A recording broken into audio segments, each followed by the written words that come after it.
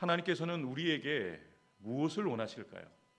우리가 드리는 물질도 기뻐하시고 우리가 드리는 헌신도 기뻐하시고 이렇게 주의 전에 나와서 예배하고 기도하는 것도 기뻐하십니다.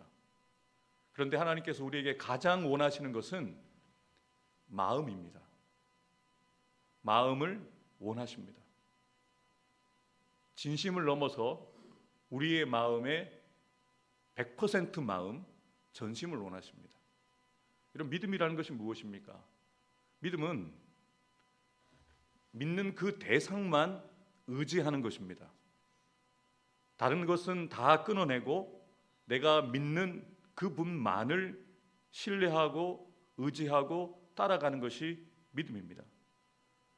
그래서 지혜자는 사랑하는 아들에게 자신의 인생의 경험과 하나님이 주신 지혜를 가지고 10가지의 지혜의 말씀을 주고 있는데, 오늘 우리가 읽은 본문의 말씀 3장 1절부터 10절까지의 말씀은 10가지 교훈 가운데 세 번째 교훈에 해당됩니다. 아마도 여러분들이 부모로서 사랑하는 자녀들에게 꼭 하고 싶은 말씀이 있으실 거예요. 어떻게 살아야 한다. 아마도 저와 여러분들 믿음의 사람들이기에 우리 자녀들에게 꼭 첫 번째로 당부해야 될 것은 하나님을 사랑해야 한다. 하나님만 경외해야 한다. 믿음으로 살아야 한다. 이 말을 아마 저와 여러분들이 하지 않겠습니까? 솔로몬도 마찬가지죠. 사랑하는 아들과 또 이 지혜의 말씀을, 잠언의 말씀을 읽게 되어질 사람들에게 하나님을 경외하고 하나님을 사랑하고 하나님을 온전히 신뢰하는 믿음의 사람으로 살기를 원하여서 이렇게 간절한 마음으로 권면하고 있는 거죠. 오늘 본문의 전체 흐름을 살펴보면 두 절씩 짝을 이루어서 먼저는 명령이 주어지고 그리고 그 이후에는 약속이 주어진다는 것을 보실 수가 있습니다. 명령이 주어지고 그리고 약속이 주어집니다. 잠언의 말씀들이 대부분 그러합니다. 네가 무엇을 하라.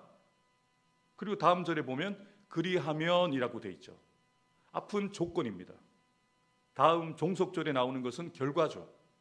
하나님께서 이렇게 하라고 명령하고 아니면 이렇게 하지 말라고 명령이 주어지면 그 말씀대로 순종하면, 그리하면 하나님이 이러한 복을 약속하셨다라고 말씀하고 있는 거죠. 이렇게 연결되어져서 명령과 약속이 하나의 짝을 이루어서 주어지고 있습니다. 근데 여러분, 우리가 하나님의 말씀을 읽고 또 듣고 또 이렇게 부족한 종이지만 강단 위에 선포되어지는 말씀을 들으실 때마다 기억해야 될 꼭 중요한 원리가 있습니다. 그것은 약속하신 복을 누리기 위해서 기계적으로 의무감으로 하나님께서 주신 명령에 억지로 마지못해 지켜서는 안 된다는 겁니다. 복을 받기 위해서 하기 싫은데, 원하지 않는데 하나님의 말씀을 지켜야 돼? 그럼 지켜야지. 앞서 말씀드린 것처럼 그 중심의 마음을 하나님이 아실까요? 모르실까요? 아시는 거죠. 가인과 아벨이 똑같이 농부였던 가인은 그의 수확물로, 아벨은 자신이 돌보던 양으로 하나님 앞에 예배를 드렸습니다. 자신이 가지고 있었던 그 소유를 가지고 예배 드리는 것은 모양으로는 우리가 보기에는 아무 티도 나지 않습니다. 근데 하나님은 무엇을 보십니까? 그 제물을 드리는, 제사를 드리는 가인과 아벨의 마음을 분별해내시잖아요.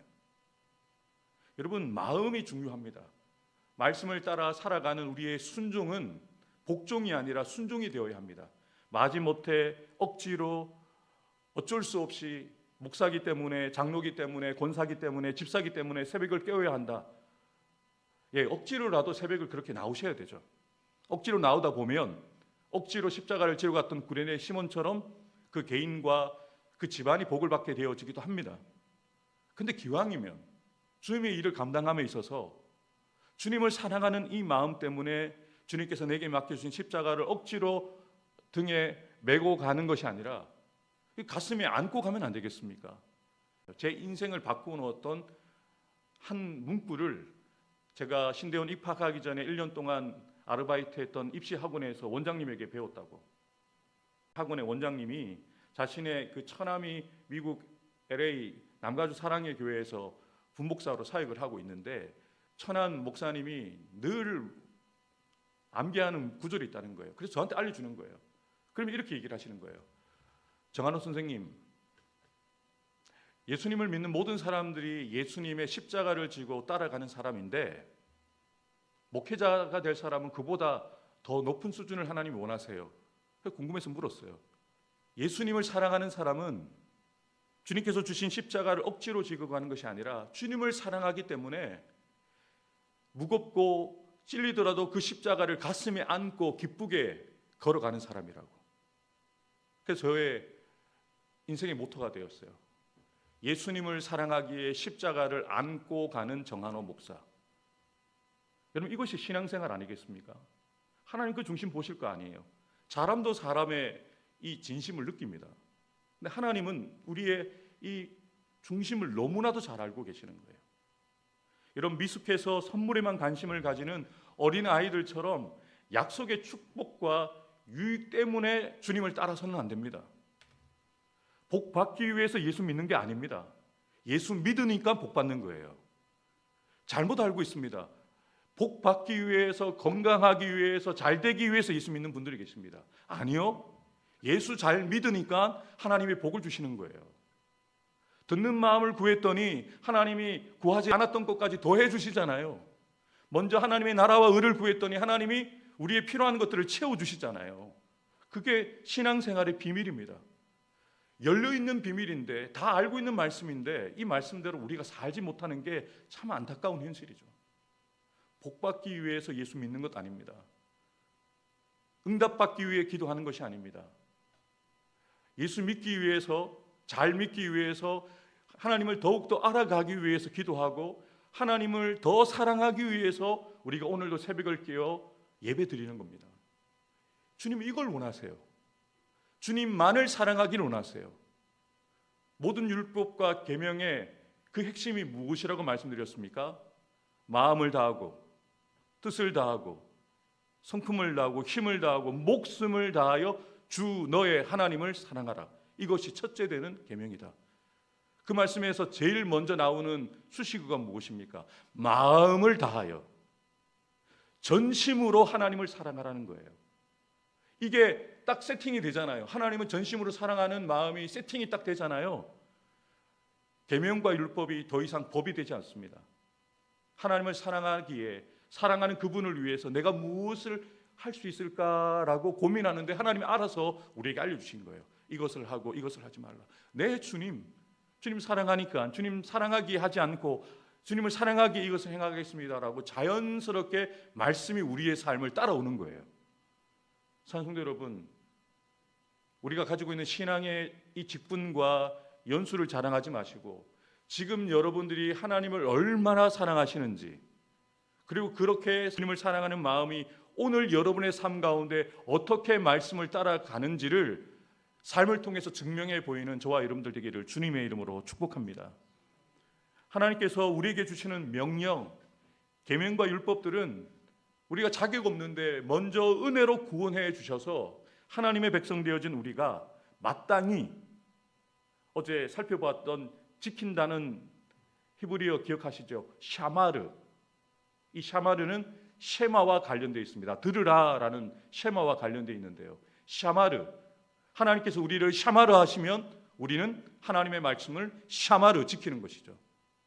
하나님의 말씀을 샤마르 지키며 지켜야 하는 말씀들을 우리가 지켜내면 하나님께서 알아서 우리에게 필요한 것들을 공급해 주시고 채워주신다는 것을 기억하는 저와 여러분들이 되기를 주님의 이름으로 축복합니다. 하나님께서는 지휘자를 통해서 오늘 귀한 말씀을 우리에게 주시는데요, 이 말씀을 통해서 저와 여러분들에게 은혜를 주시고 위로를 주시고 힘을 주시기 원합니다. 먼저 명령의 말씀들이 어떤 말씀들이 주어지는지 함께 읽어보도록 하겠습니다. 내 아들아, 나의 법을 잊어버리지 말고 내 마음으로 나의 명령을 지키라. 인자와 진리가 내게서 떠나지 말게 하고 그것을 내 목에 매며 내 마음판에 새기라. 너는 마음을 다하여 여호와를 신뢰하고 내 명철을 의지하지 말라. 너는 범사에 그를 인정하라. 그리하면 내 길을 지도하시리라. 스스로 지혜롭게 여기지 말지어다. 여호와를 경외하며 악을 떠날지어다. 내 재물과 내 소산물의 처음 익은 열매로 여호와를 공경하라. 아멘. 방금 읽은 말씀들이 명령입니다. 명령. 여러분, 명령은 무엇입니까?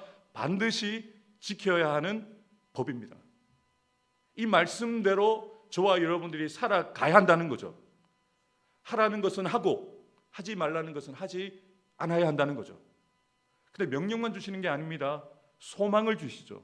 이 명령의 말씀들을 지키면 어떠한 복을 약속하시는지 제가 읽어드리겠습니다. 그리하면 네가 장수하여 많은 해를 누리게 하며 평강을 더하게 하리라.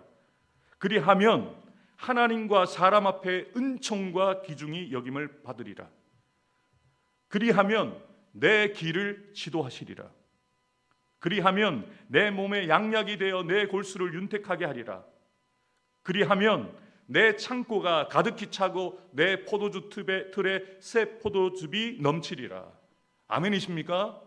2절, 4절, 6절, 8절, 10절의 말씀이 올 한 해 여러분의 평생의 실제가 되기를 주님의 이름으로 축복합니다. 이것이 우리에게 약속이거든요. 반드시 주시겠다는 겁니다. 차고 넘치게 하셔서 흘러보내는 복의 통로로 살아가도록 우리를 부르셨거든요.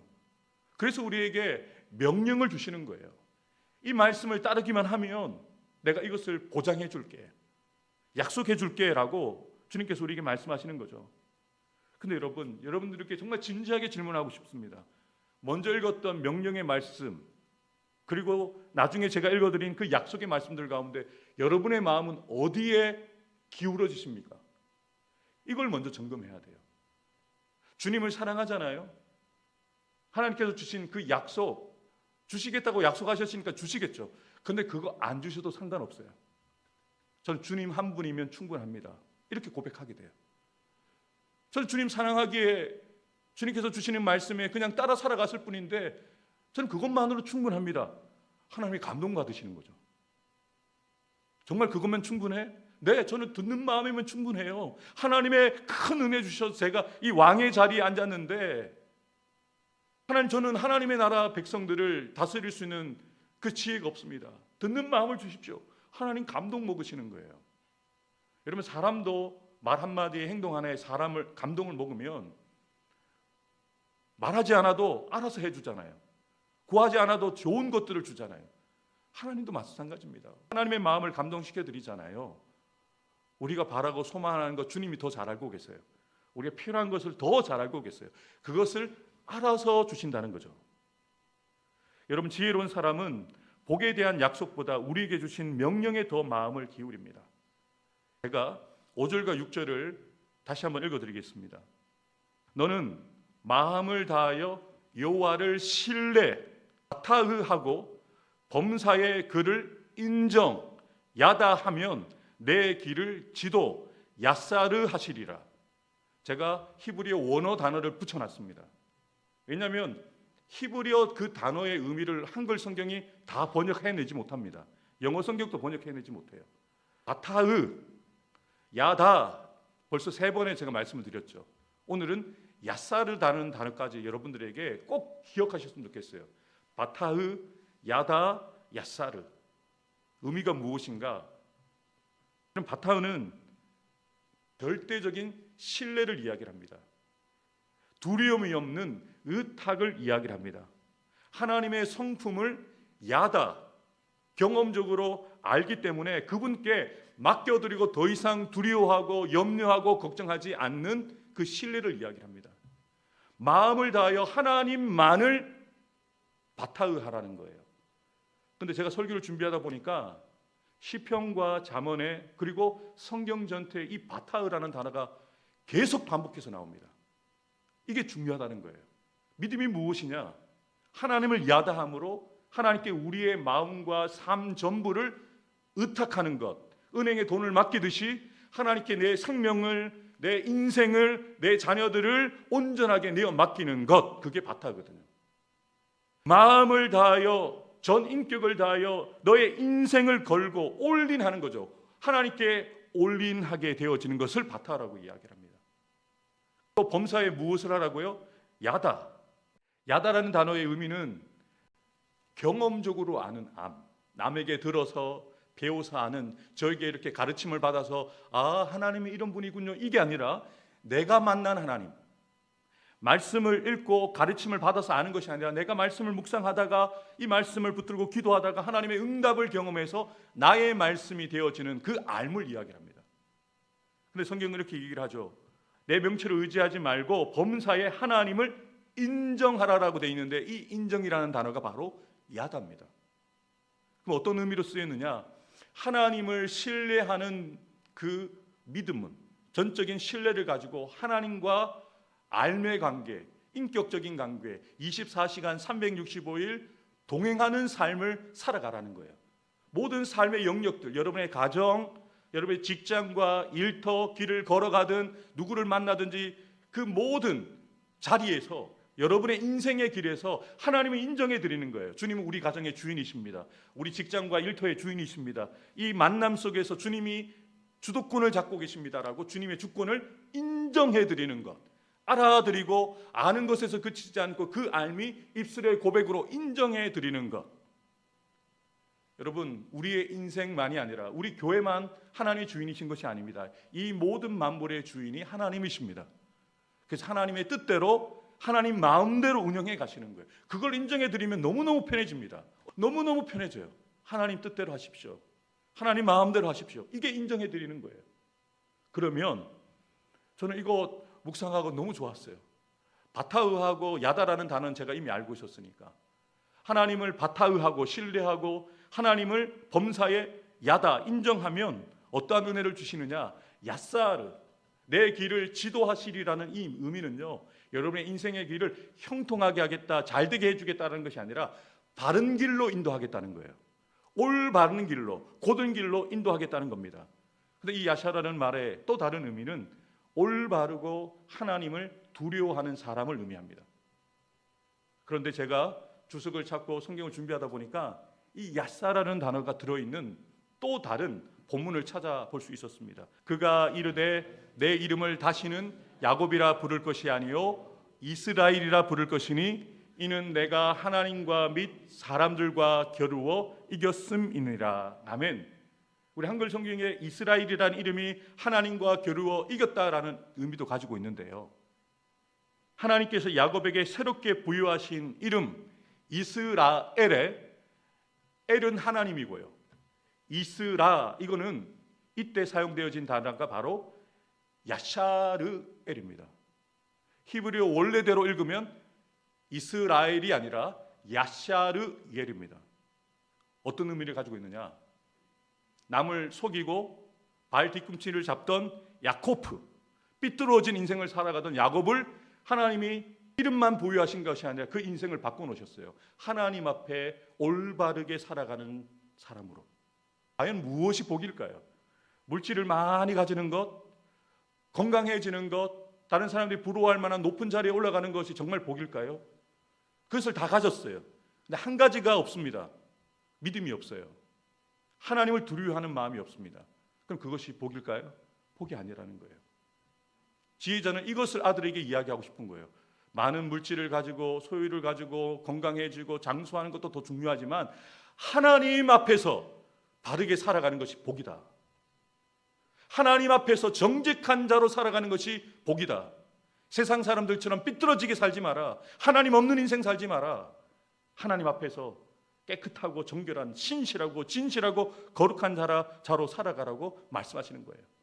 사랑하는 성도 여러분, 우리가 마음을 다하여 하나님을 신뢰, 바타의하고 범사에 하나님을 야다하면 하나님이 우리의 인생을, 우리의 존재 자체를 야샤르, 바르게 그 길을 인도해 주시고 하나님 앞에 올바른 신실한 믿음의 사람으로 세워주신다는 것을 기억하고 오늘 주신 말씀을 따라서 우리가 이렇게 기도하기 원합니다.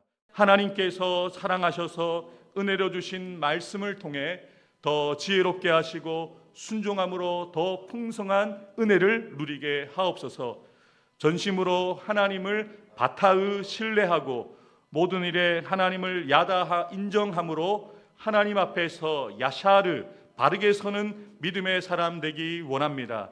하나님께서 부산로 교회와 성도들의 가정과 자녀들 일터 위에 복의 복을 더하여 주시고 지켜주시며 더 큰 은혜를 넘치도록 부어 주셔서 늘 평안하고 편안하게 하옵소서. 아멘.